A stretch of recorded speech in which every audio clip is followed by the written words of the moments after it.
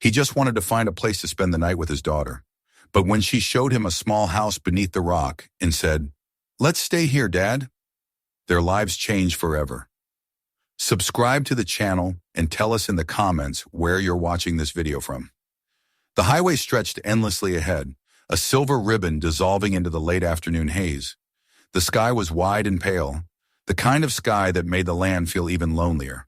The old pickup groaned with every mile, its engine coughing as if sharing in the exhaustion of its two passengers. Michael kept one hand steady on the steering wheel, the other resting near the cracked radio that no longer worked.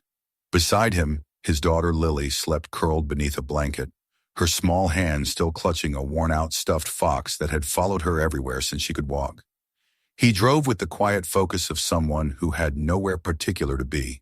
His eyes were on the road, but his thoughts drifted through fragments of the past.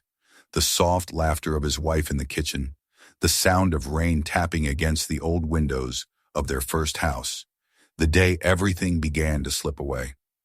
It had been 3 years since she died, 3 years of moving from one town to another, chasing short-term jobs and cheap motels, trying to stay one step ahead of despair. He told himself he was searching for a place to start again, but deep down he knew he was running, not from the world, but from the silence she left behind. Lily stirred and opened her eyes. "Are we there yet, Daddy?" she mumbled sleepily. "Almost," he said with a small smile, though there was no destination marked on the map. She sat up and looked out the window. The world outside was green and gold, rolling hills and scattered pine trees. She didn't ask where they were going anymore. She had learned that the road was their home, a different view each week, a new town every month. She never complained. Sometimes she would draw little houses in her notebook, houses with chimneys and lights glowing in the windows. She'd say quietly, "That's where we'll live one day." Michael would nod, pretending to believe it, but inside guilt pressed against his ribs like a weight. He wanted to give her more. A real bed, a school, friends, a childhood that didn't smell of gasoline and old motel sheets. Yet every time he tried to settle down, something went wrong. The money ran out, the work dried up, or the memories of his wife came back too sharply, forcing him to pack up and flee again. They reached a small town by dusk. He stopped at a gas station, filled the tank with the last of their cash, and bought 2 cups of coffee, one for himself, one with extra sugar for Lily. They sat on the hood of the truck and watched the sun dip behind the hills. The air smelled faintly of rain. She leaned against his arm. "Do you miss Mommy today?" He hesitated, then nodded. "Every day." Lily didn't say anything else. She just looked up at the sky, her eyes reflecting the last streaks of light. She had her mother's eyes, that same clear blue that seemed too bright for the world. Sometimes it hurt him to look at her for too long. She was a living reminder of everything he'd lost and everything he still had to fight for. That night they parked near a riverbank and made a small campfire. Lily roasted marshmallows on a stick while Michael checked the truck's engine again. The old vehicle was their last safety net, the only roof they could count on. But lately it had been stalling more often.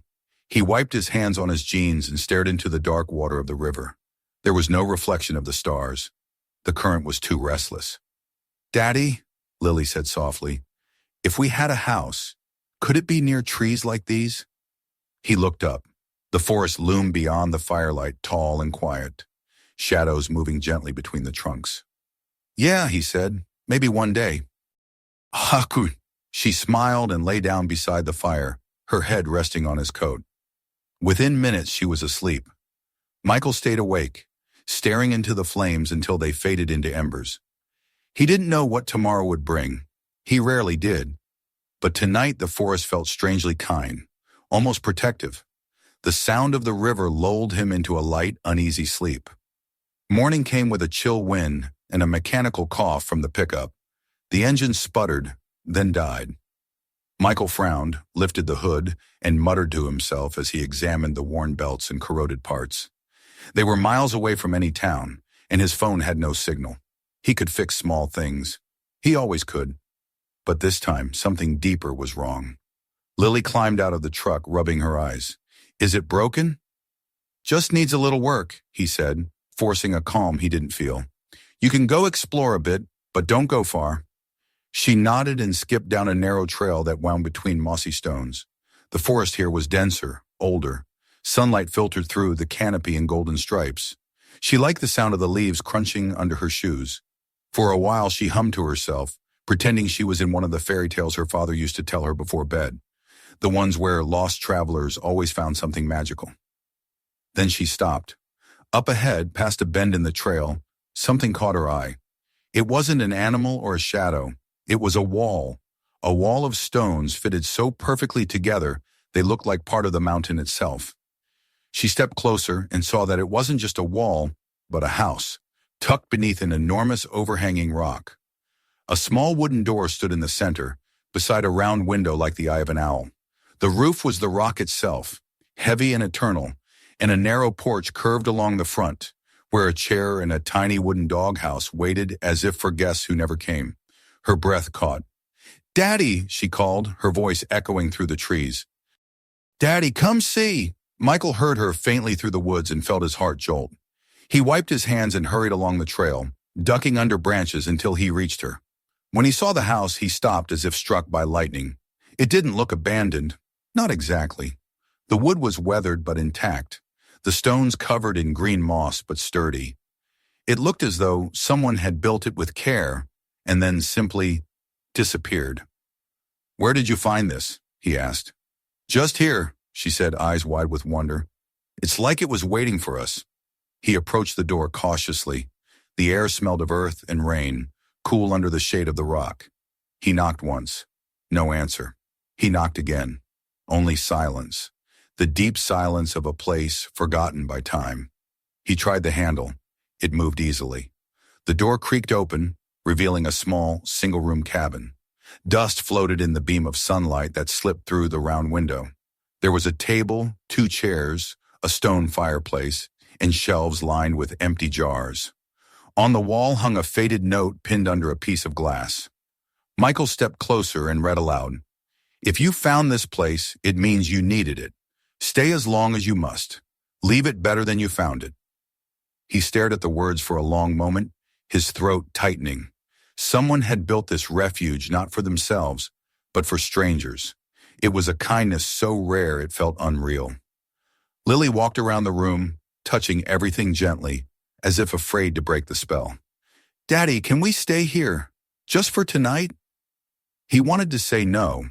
He wanted to remind her that this wasn't theirs, that someone else's hands had shaped these walls. But when he looked at her hopeful face framed by the soft light, he couldn't. "Just for one night," he said. They brought their few things from the truck, a blanket, a tin of soup, and Lily's drawings. The fireplace still had wood stacked beside it, dry and ready.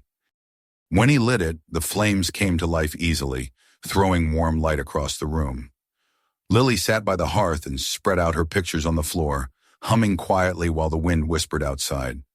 After dinner, she fell asleep curled near the fire, the stuffed fox in her arms.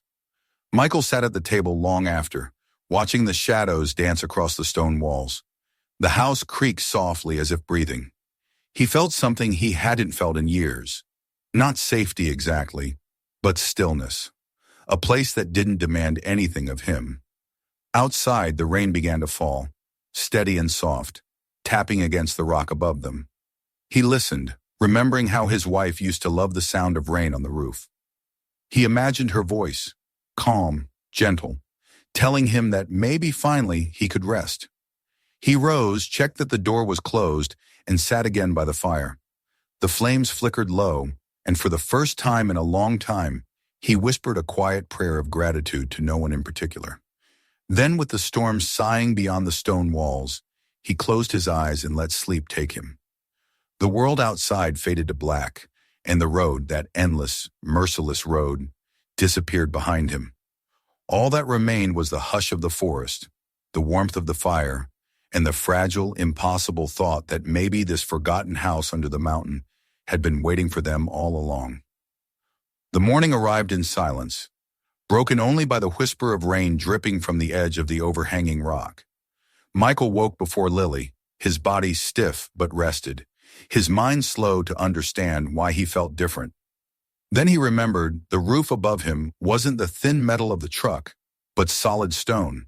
The air was cool and smelled faintly of ash and pine. For the first time in years, he had slept without the steady hum of an engine nearby. He sat up and looked around.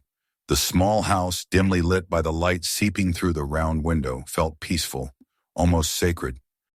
Dust motes drifted lazily in the golden glow. Lily was curled up on the blanket near the fireplace, her hair tangled and face serene. He stepped outside quietly, careful not to wake her. The air was crisp, wet from the night's rain. The world smelled new. The forest stretched endlessly in every direction, mist hovering between the trees like slow-moving breath.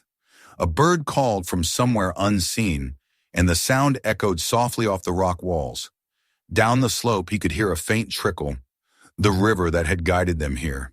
He crouched to splash his hands in the cold water pooling near the rocks, feeling the shock of it travel through him like a reminder that he was still alive. When he turned back, the house looked smaller, almost swallowed by the earth and stone that surrounded it. But there was something about it, a quiet strength, a sense of belonging that drew him in. It didn't feel like a ruin. It felt waiting. Inside, Lily was awake, sitting cross-legged on the floor and studying the note pinned to the wall. "Daddy," she said softly, "the man who wrote this, do you think he meant us?" Michael smiled faintly. "Maybe he meant anyone who needed it." She nodded, serious beyond her years. "Then we should take care of it, like he said." He didn't answer right away. The words stayed with him while he checked the old stove and found a few logs stacked neatly in a corner. The fire crackled to life easily, and soon the room filled with warmth.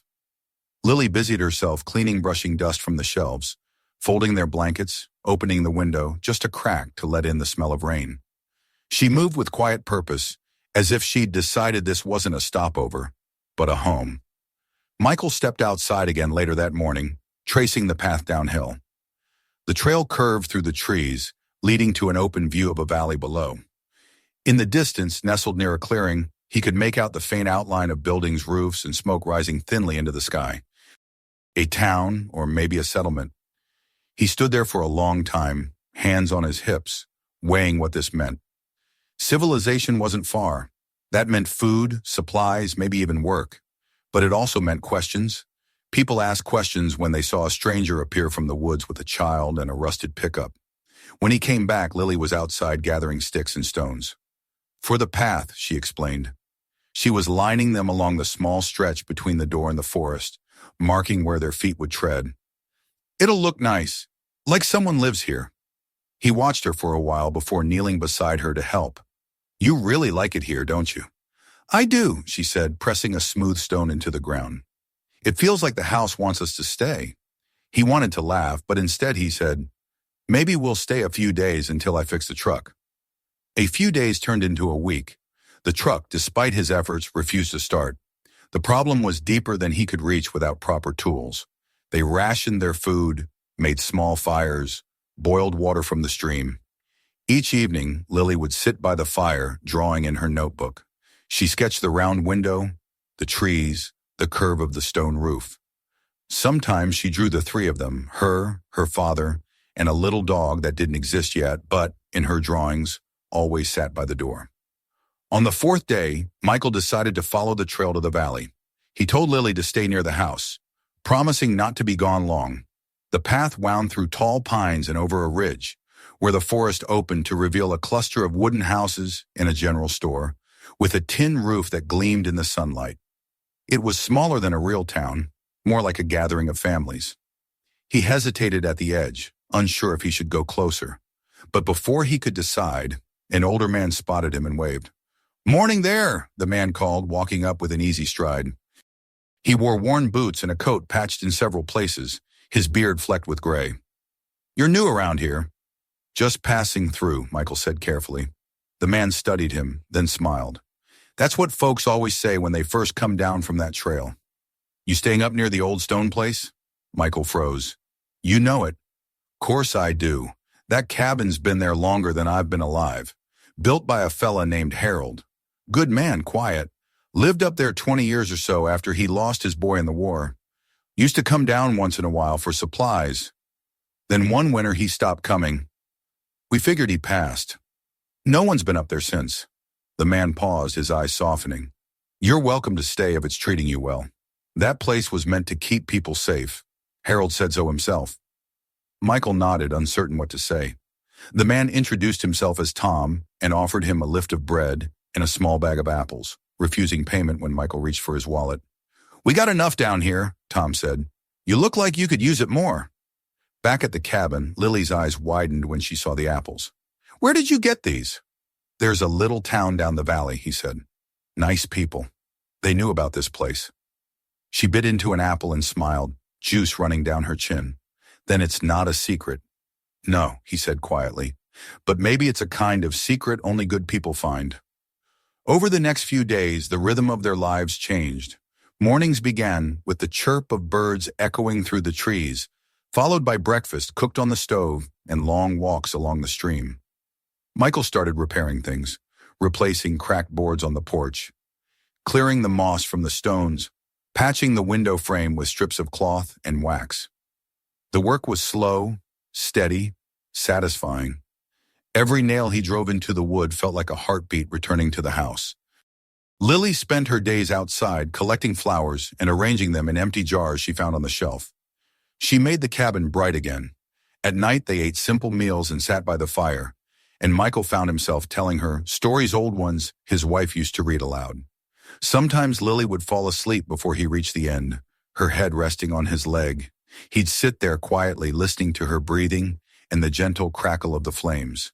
The air inside felt warm and alive, full of something he hadn't dared to name. Peace. It was near the end of their second week when Tom came back, bringing with him another man from the village. We could use some help, Tom said. Old Miller's barn door came loose in the storm.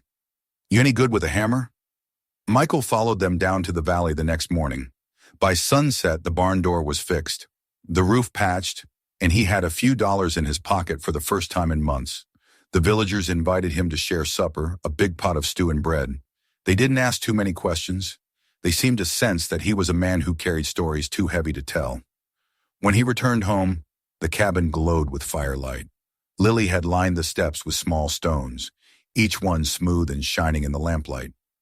Look, Daddy, she said proudly. It's our path. He picked her up and hugged her tight. It's perfect. As the night deepened, he stepped outside again. The forest was hushed, filled with the hum of crickets. The valley lights flickered faintly below, distant and small. Above him, the rock arched like a sheltering hand over their roof. He thought of Harold, the man who had built this place not for himself but for others. Maybe kindness could outlive the people who gave it. Maybe this house had been waiting for them because it still had work to do. He turned to see Lily standing in the doorway, her blanket wrapped around her shoulders. You're not coming in? She asked sleepily. In a minute, he said. She smiled and disappeared inside. Michael stood there a little longer, the cool night pressing softly against his skin. Somewhere in the dark, an owl called. He closed his eyes, and for the first time in years, he felt steady, as if the ground beneath his feet finally wanted him to stay. Winter had not yet arrived, but the mornings carried a sharper chill. The forest around the house began to change, leaves turning gold and crimson before drifting down in slow spirals to the damp earth. Each day, Michael rose early, splitting wood behind the cabin while Lily fed the dog she'd started calling Rusty, a small brown puppy she had found shivering by the roadside near the village.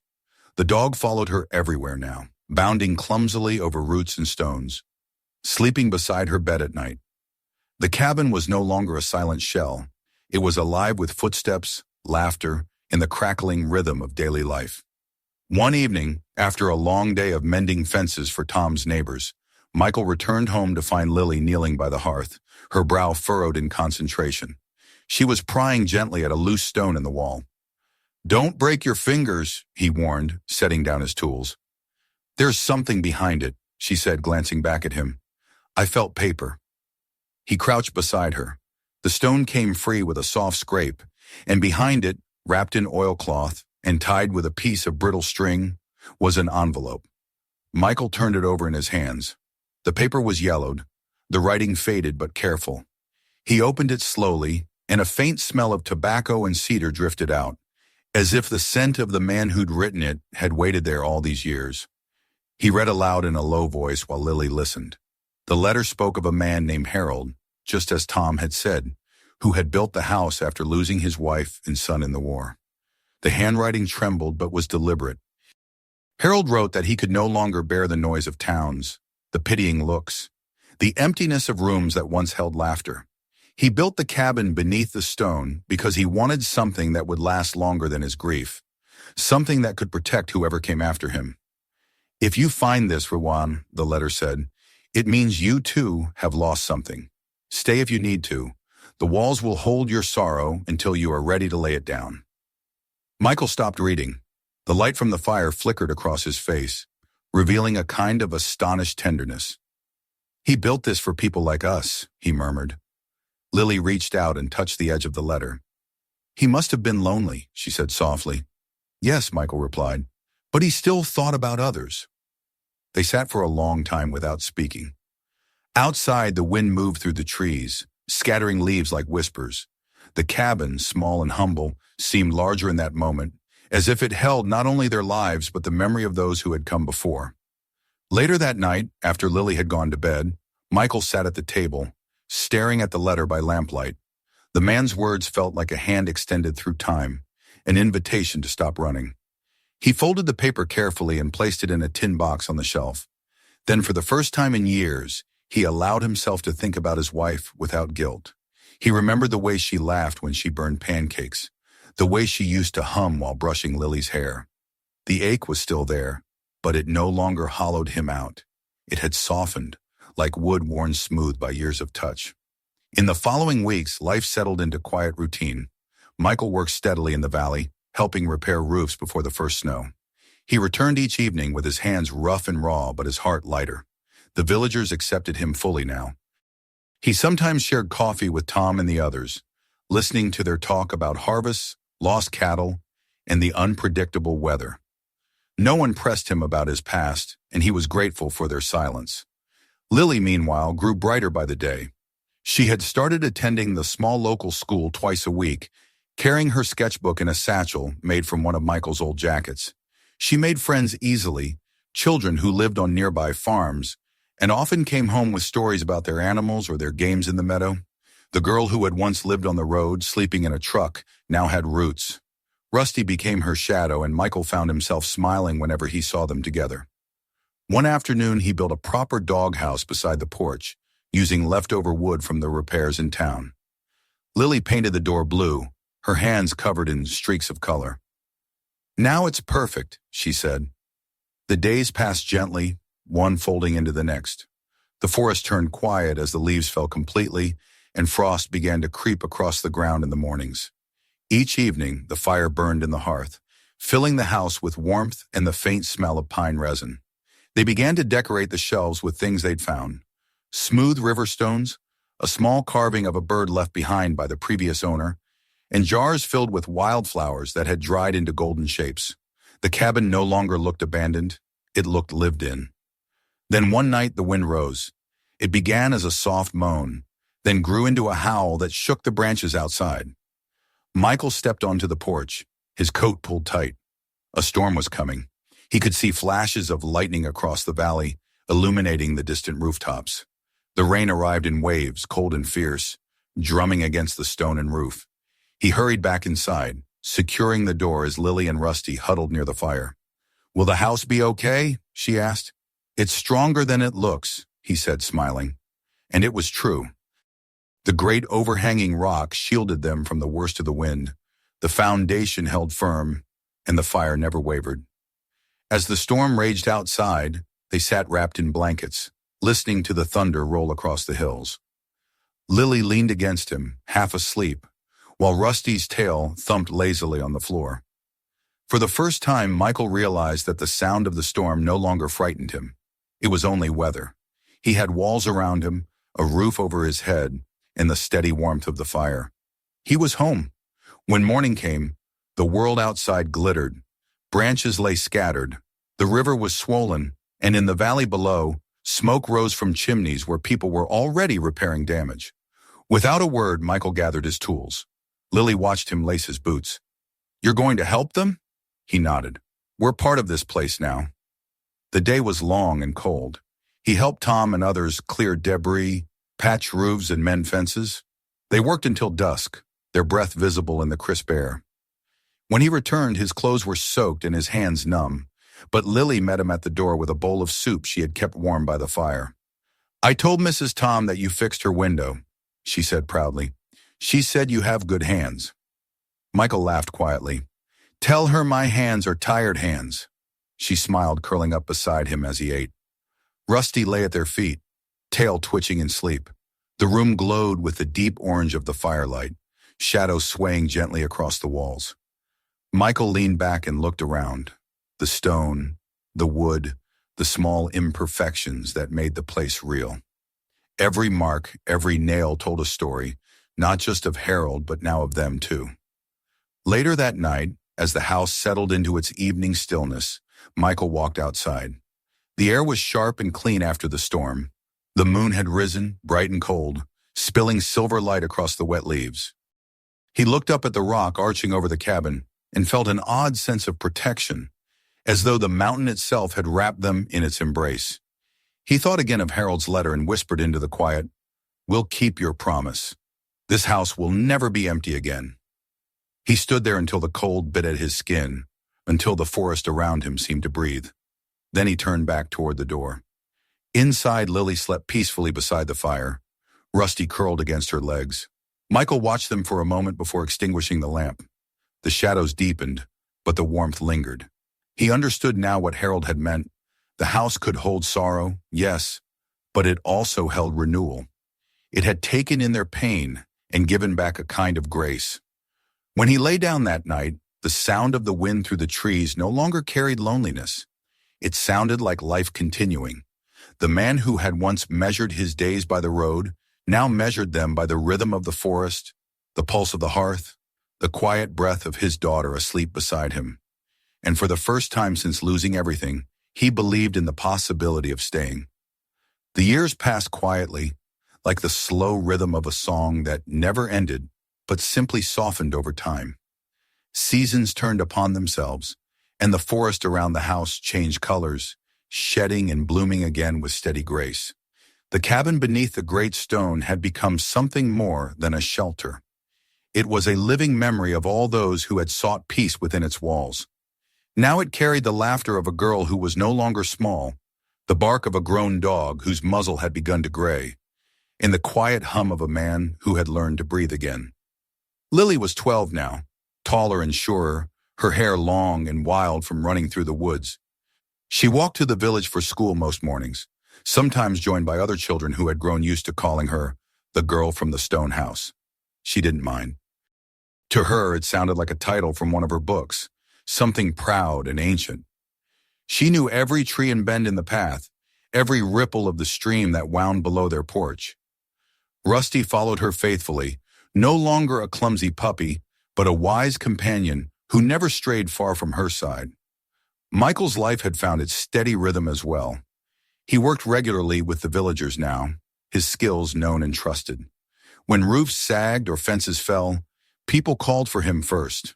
He never stayed away for long, always returning before dark, his pockets carrying little gifts from neighbors, fresh bread, a jar of honey, sometimes a book for Lily.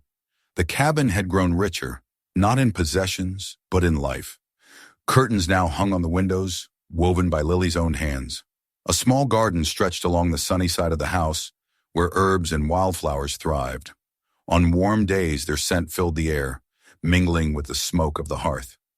Every evening, Michael sat on the porch with a mug of tea, watching the sunset cast long shadows over the forest. He often thought about the letter they had found, the one written by Harold. Its words had rooted themselves deep in him, shaping the way he saw the world.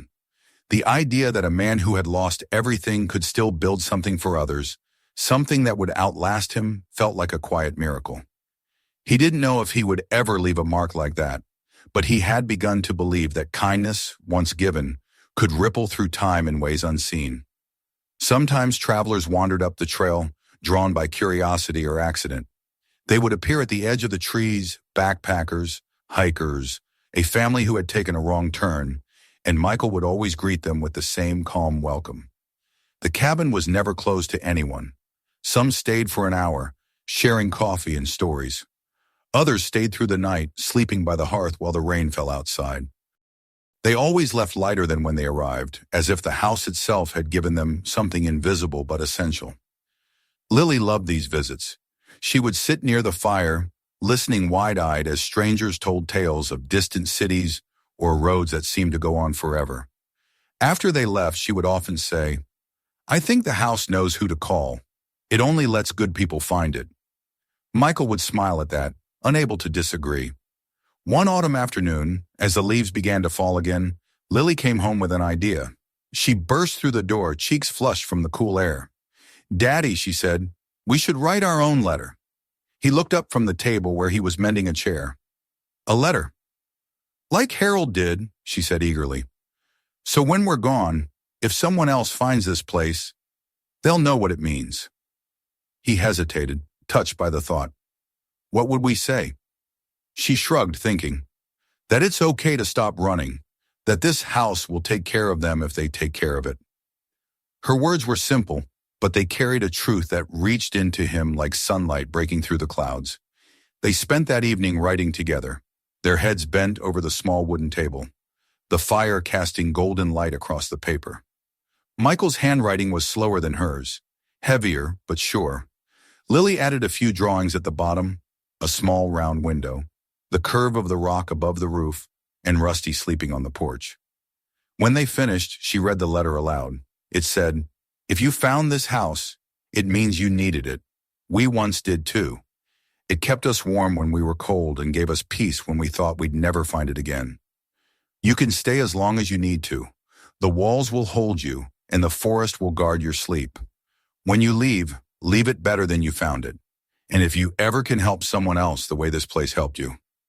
Michael folded the letter carefully, sealing it with wax from a candle. Together, they found the same loose stone where Harold's letter had rested and tucked their own inside. For a long moment, they stood there in silence, the sound of the fire whispering behind them. Later that night, when the chores were done and the house had gone still, Lily sat by the window, her face reflected faintly in the glass. The moon hung above the forest, bright and round, lighting the mist that rose from the river below. Michael joined her, carrying 2 cups of warm milk. "Thinking about tomorrow?" he asked. She nodded. "Do you ever miss the road?" He looked out into the silver light. "Sometimes," he admitted, "but only the feeling of moving, not the emptiness.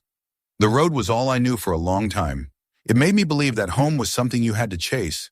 Now I know it's something you build." Lily smiled softly. "Do you think I'll leave one day?" "Yes," he said after a pause. "And you should. The world is too big to stay in one place forever. But you'll always have a home to come back to." She leaned her head against his shoulder. "I think I'll always hear this house, even when I'm far away, like it's breathing." He wrapped an arm around her. "Then it'll never be truly quiet." Outside, the forest whispered beneath the moon. The trees swayed gently, their leaves shimmering like pieces of silver. The night carried no hint of loneliness, only calm. Rusty stirred in his sleep and sighed, the sound mingling with the crackle of the fading fire. As the years had passed, Michael had learned that peace wasn't loud or sudden. It came slowly, in quiet gestures, in a daughter's laughter, in the scent of wood smoke, in the soft rhythm of rain against stone. It came in the knowledge that they had turned a place of solitude into a home filled with warmth.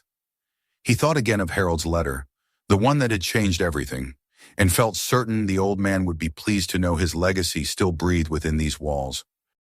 Before going to bed, Michael stepped outside one last time.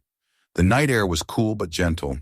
From where he stood on the porch, the valley spread out below, dotted with the faint lights of the village.